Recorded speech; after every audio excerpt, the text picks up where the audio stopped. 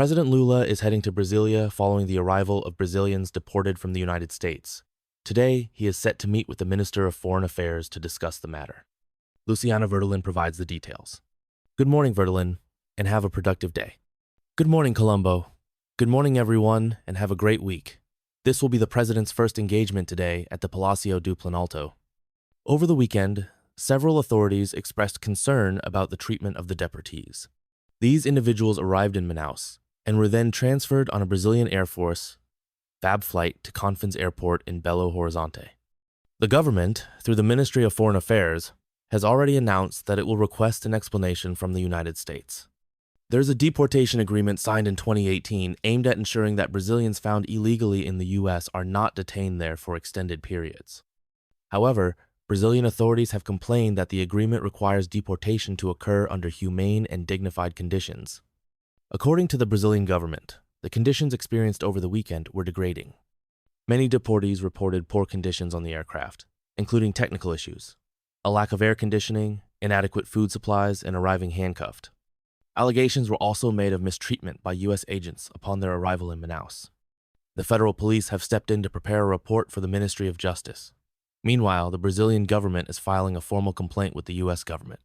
Over the weekend, multiple ministers, including the Minister of Justice, the Minister of Human Rights, and Senate President Rodrigo Pacheco, who is from Minas Gerais, voiced their dissatisfaction. Today, at 10:30 a.m., President Lula will hold a meeting at the Palacio do Planalto. Following lunch, at 2:40 p.m., he will have his traditional meeting with the Special Secretary for Legal Affairs from the Civil House. At 3 p.m., the Chief of Staff, Rui Costa, Minister of Mines and Energy, Alexandre Silveira, who represented Brazil at last week's Davos meeting, and Petrobras President Magda Chambry will also join him at the Planalto. At 4 p.m., there will be a meeting with Chief of Staff Rui Costa and Planning Minister Simone Tebet. President Lula has emphasized the need for more frequent discussions with ministers at the Planalto, especially as many return from holidays. The objective is to set clear recommendations and align strategies moving forward. Luciana Verdelin, reporting live from Brasilia. Let me now turn to our daily commentator, Days Coca, to discuss the dissatisfaction expressed by governments in the region, particularly Brazil and Colombia, regarding the treatment of their nationals deported from the United States.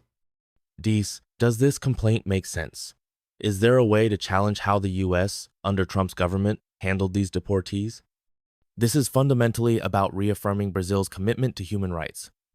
However, the government must also avoid measures that could compromise Brazil's economic and political interests with one of the world's largest powers, a nation that Brazil heavily relies on.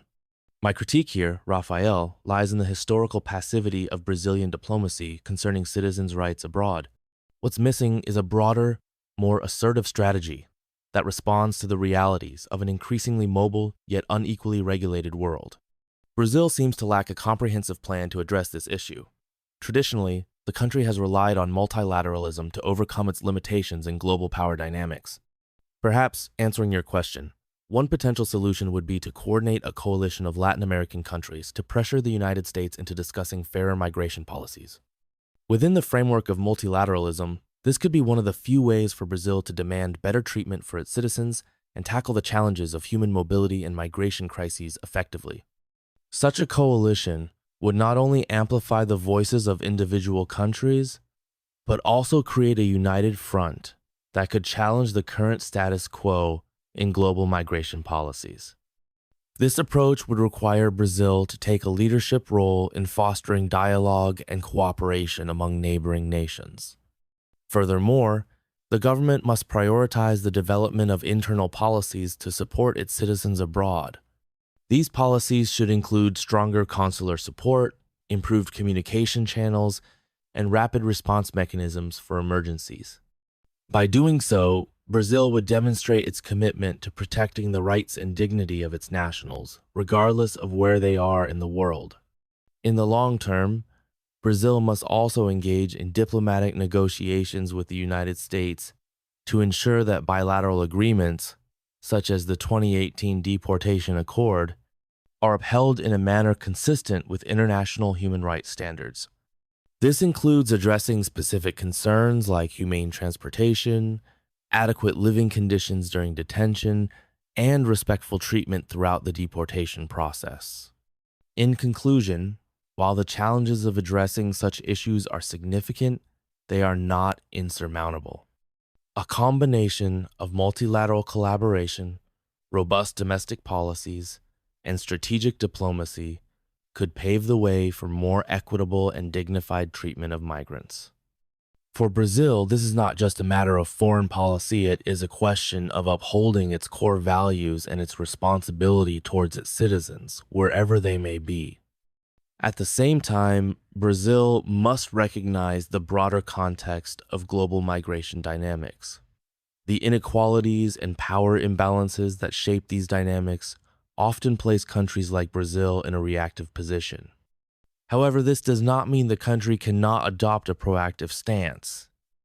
By leveraging its position as a regional leader in Latin America, Brazil could advocate for a more inclusive and humane global framework for migration.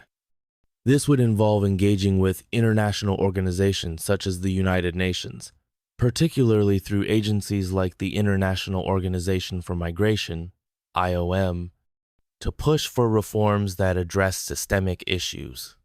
Brazil could also use its diplomatic channels to highlight the contributions migrants make to their host countries and work towards changing the often negative narratives surrounding immigration.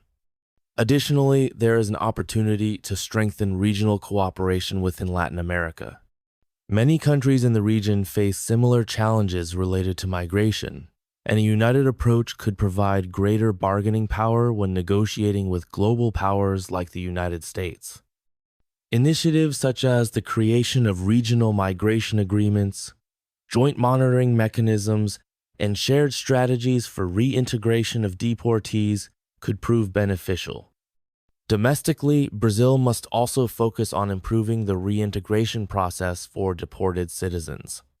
This includes offering psychological support, vocational training, and social programs to help individuals rebuild their lives.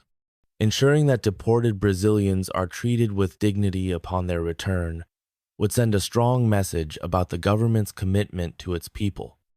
Ultimately, the issue of migration is deeply interconnected with broader socioeconomic and political factors. Addressing the root causes of migration, such as economic inequality, lack of opportunities, and political instability, will be key to reducing the vulnerabilities that push individuals to seek better prospects abroad.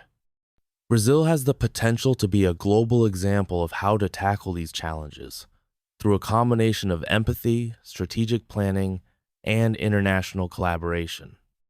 In the face of these challenges, Brazil must remain steadfast in its commitment to human rights, even when navigating complex relationships with powerful nations.